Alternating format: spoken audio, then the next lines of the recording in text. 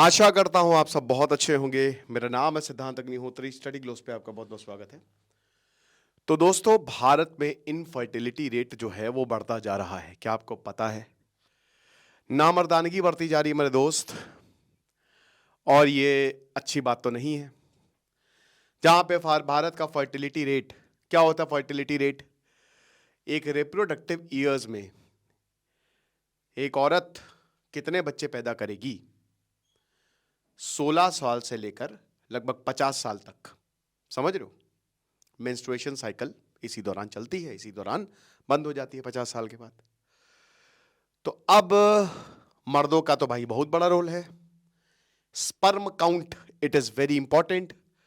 जैसे जैसे आप बूढ़े होने लगते हो, जहां 30 के ऊपर गए तो स्पर्म काउंट कम होने लगता है ना?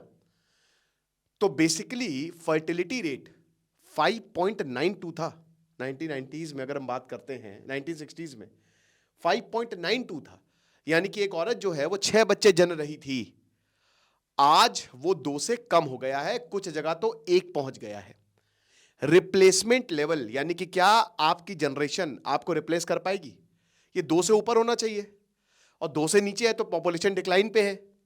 तो पॉपुलेशन भारत की डिक्लाइन होने लगेगी। आगे आने वाले समय में हम 100 करोड़ हो जाएंगे 2100 आते आते। 2060 तक हमारी पॉपुलेशन पीक करेगी, उसके बाद डिक्लाइन होना शुरू होगा। मेरे हिसाब से तो बहुत अच्छी बात है मेरे दोस्त।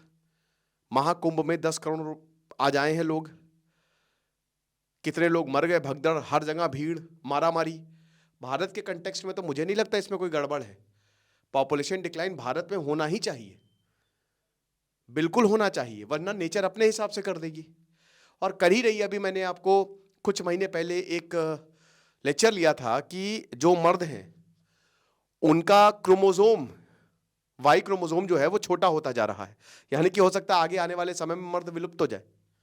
वो उसका डिस्क्रिप्शन बॉक्स में मैं लिंक दे दूंगा। उस पर मैंने बहुत अच्छे से बायोलॉजी भी समझाई, एक्स एक्स एक्स वाई कैसे डिसाइड होता है, सब कुछ है ना। तो वैसे छोटा होता जा रहा है वो। एनीवे, तो भाई आज हमारा फर्टिलिटी रेट बहुत कम हो गया। अब सबसे बड़ी बात, ड्रॉप हुआ क्यों है? तो हमारे भाई देखो, इसमें इनफर्टिलिटी ऐसा नहीं कि आदमी बच्चे पैदा करना नहीं चाह रहे, बच्चे पैदा बहुत जगह हो नहीं रहे हैं। पहले तो ऐसा होता था ना, डॉक्टर तान्या नरेंद्र की किताब का मैंने रिव्यू किया था, तो पहले तो ऐसा होता था कि अगर बच्चा पैदा नहीं हो रहा है तो सब औरतों पे थोप दिया जाता था कि तुम ही हो। लेकिन जब आप एक्चुअल में 50-50 चांसेस होते हैं, ठीक है, और जब आप चेकअप कराओगे तो पता चला ना हम ही हैं। तो यही है। वर्ल्ड हेल्थ ऑर्गेनाइजेशन की अगर बात करते हैं तो क्या होता है infertility? Definition: the inability to make a fertile female pregnant after 1 year of unprotected intercourse. यानी कि आपने रिप्रोडक्शन किया, अनप्रोटेक्टेड मतलब कोई भी आपने कॉन्ट्रासेप्टिव यूज नहीं किए, और 1 साल तक आपको बच्चा पैदा नहीं हुआ, इसका मतलब इनफर्टिलिटी है, नामर्दानगी है। आप समझ रहे हो? भारत में मेल इनफर्टिलिटी जो है 40 से 50% केसेस आ रहे हैं, 40 से 50% केसेस आ रहे हैं। पूरी दुनिया में सिर्फ 16% केसेस आते हैं। तो भारत में स्पेशली काफी ज्यादा है। क्यों है भाई? सबसे बड़ा रीजन है changing lifestyle. Doctor Durga ji Rao, जो कि को फाउंडर हैं और मेडिकल डायरेक्टर है ओएसिस फर्टिलिटी, वो बताती हैं कि जो हमको लाइफ चाहिए वो हमको मिल नहीं रही है। होता क्या है कि आपके सेक्स हार्मोन्स बहुत इंपॉर्टेंट होते हैं। आदमी में टेस्टोस्टेरोन, जो कि आपके स्पर्म प्रोडक्शन में बहुत इंपॉर्टेंट रोल प्ले करता है। औरतों में ईस्ट्रोजन, राइट? तो टेस्टोस्टेरोन दाढ़ी से, बाल से, सब कुछ है ना, आपका स्पर्म वो आपको मर्दानगी वाली ट्रेट्स देता है। कुछ औरतों में अगर टेस्टोस्टेरोन ज्यादा हो जाए तो आपने देखो उनमें भाई बाल और इन सब की शिकायत आ जाती है। अगर कुछ आदमियों में ईस्ट्रोजन ज्यादा हो जाए तो और प्रॉब्लम आ सकती है। तो सब कुछ बैलेंस में है ना। तो टेस्टोस्टेरोन हार्मोन बड़ा ही इंपॉर्टेंट है, लेकिन इसका लेवल ऊपर नीचे हो सकता है। आपका स्पर्म काउंट ऊपर नीचे हो सकता है, बिल्कुल हो सकता है। कैसे? सबसे बड़ा रोल इसमें प्ले करते हैं एनवायरमेंट फैक्टर्स। पॉल्यूशन। पहले के जमाने में देयर वाज नो पॉल्यूशन, हवा साफ सुथरी थी, अच्छा खाते थे, एथलीट होता था हर कोई, साला 10-10 12-12 किलोमीटर चल लेता था, बिना रुके बिना थके। आज तो 10-12 किलोमीटर का 10-12 मीटर भी अगर जाना है तो भी स्कूटी निकाल लेते हैं, बाइक निकाल लेते हैं, कार निकाल लेते हैं। तो एक तो फिजिकल एक्सरसाइज हमने बंद कर दी है, फिर पॉल्यूशन एक बहुत ही बड़ा रोल प्ले करता है इनफर्टिलिटी में। अब इसके लिए आप कुछ कर नहीं सकते, इसके लिए आप क्या ही कर सकते हो। दिल्ली मोस्ट पोल्यूटेड, हर 12 साल कम हो जाएंगे पॉल्यूशन की वजह से। पेस्टिसाइड्स आप जो खा रहे हो, अभी मैंने एक न्यूज पढ़ी थी, किसान ने पेस्टिसाइड डाले, वो हाथ धोना भूलिए, उसने खाना खाया मर गया। तो पेस्टिसाइड एक बहुत इंपॉर्टेंट रोल प्ले करता है। अभी मैं केला लेके आया, बहुत ही पीला, और जब उसको खाया तो एकदम कच्चा, एकदम ही बेकार। कुछ तो गड़बड़ है दया। इंजेक्शन ठोक ठोक के तो आजकल फल वल उगाए जा रहे, सब्जियां उगाई जा रही, तो आप क्या करेंगे। फूड एडल्ट्रेशन भूल जाइए आप कि आज मिलावट नहीं है। वो जो आपको 40 रुपए का सैंडविच दे रहा है, उसमें इतना पनीर डाल रहा है, वो पनीर किससे बना है बेटा? तेल से बना है, वो एक्चुअल पनीर नहीं है। कोई चीज सस्ती मिल रही है, उसमें बहुत सारी ऐसी चीजें डाल रही है, कुछ बहुत बड़ी, बहुत भयानक तरीके से गड़बड़ है। पाम ऑयल, हर जगह पाम ऑयल यूज होता है। ऑर्गेनिक महंगा है, हर कोई अफोर्ड नहीं कर सकता। तो क्या होगा? यही होगा। उसके बाद वही कि जो एयर हम जिस हवा में सांस लेते हैं, जो पानी कंटामिनेटेड है, ये सारी चीजें जो है, और फिर हमारा जो सेडेंट्री लाइफस्टाइल है, ये हमारी इनफर्टिलिटी में, हमारी नामर्दानगी में कंट्रीब्यूट करती है। खाना इतना खराब हो गया, पुअर डाइट, स्विगी जोमेटो, हमारी सर्कैडियन रिदम बिगड़ी हुई है, सोते हैं नहीं हम, 12-1 बज जाता है, 2 बज जाता है, दिन भर नींद आएगी और फिर रात में नींद नहीं आती है। अजीबो गरीब पैराडॉक्स है ये। करे तो करे क्या, बोले तो बोले क्या। तो ये सब बहुत एक इंपॉर्टेंट रोल प्ले करता है। फिर उसके बाद अगर हम सोसाइटल फैक्टर की बात करें तो कुछ जेनेटिक्स भी इसमें होते हैं, कुछ लोगों को प्रॉब्लम होती ही होती है। उसके बाद बहुत लोग आजकल लेट मैरिज कर रहे हैं, बहुत लोग क्या मैक्सिमम लेट मैरिज कर रहे हैं। तो अगर लेट मैरिज होती है ना, बहुत देर शादी होती है, औरतों में अंडों की जो मात्राएं होती है ना, वो लिमिटेड होती, सीमित होती हैं, है ना। मेंस्ट्रुअल साइकिल जो पीरियड्स आते हैं वो अंडे रिलीज होते हैं, आपको पता है।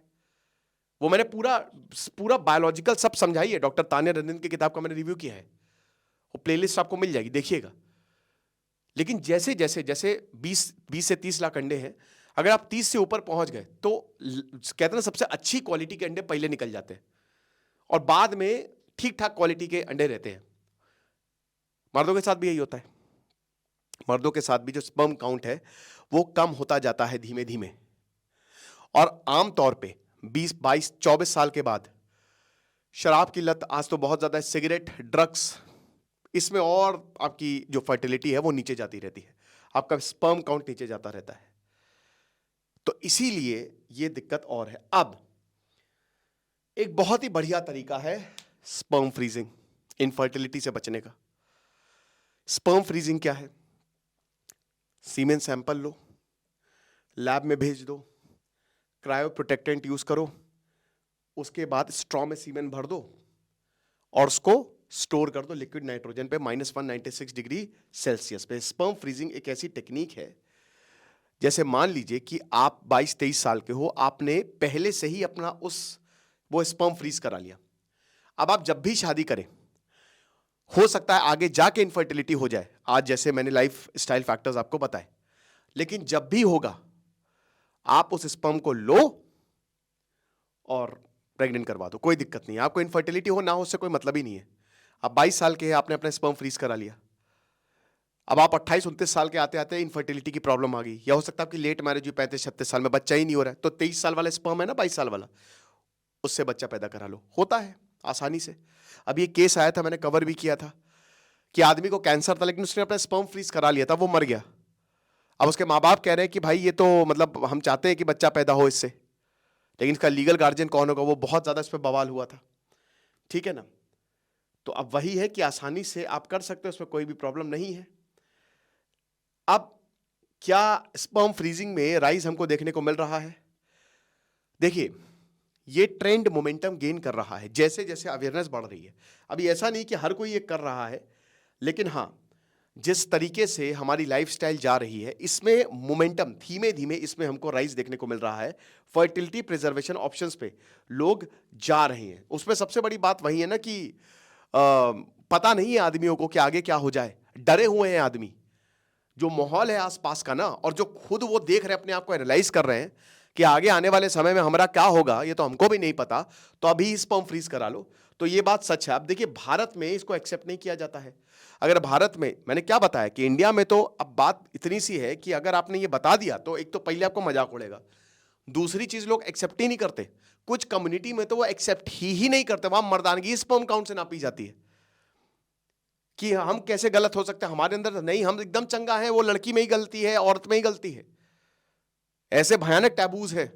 अगर बच्चा पैदा नहीं हो रहा है तो औरत ही गलत है, आदमी चेक ही नहीं कराता है, औरत बिल्कुल फिट एंड फाइन। अब तो फिर भी अवेयरनेस हो रही है तो चीजें, लेकिन अब वही है कि इसमें ये तो बहुत बड़ा टैबू है।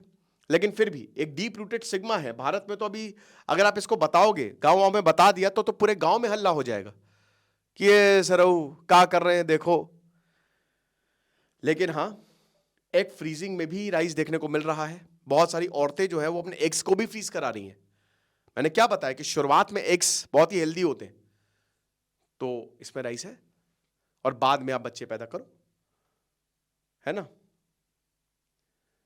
फिर उसके बाद आजकल एग और स्पर्म फ्रीजिंग काफी ज्यादा एक्सेसिबल हो गए हैं। रिप्रोडक्टिव टेक्नोलॉजी काफी एडवांसमेंट उसमें आया है, तो इसमें कोई बुरी बात भी नहीं है। रिप्रोडक्टिव जो टेक्नोलॉजी है आज बहुत ही एडवांस स्टेज में है। बहुत सारे, क्योंकि भाई अब आप मेट्रो सिटीज में जाओगे तो वहां तो इजीली एक्सेसिबल है। और मैंने क्या बताया, जितना ज्यादा लोग अवेयर होते जाएंगे उतना ही ज्यादा इस चीज में वृद्धि आती जाएगी। तो यही है। आपको क्या लगता है मुझे कमेंट बॉक्स में बताइएगा। बाकी हमारी सेल शुरू हो गई है, परसों लास्ट डेट है। 30% ऑफ है हमारे सारे कोर्सेज पे। रिपब्लिक डे सेल हम नहीं निकाल पाए थे, कोई बात नहीं, जनवरी एंड सेल हमने निकाल दी है।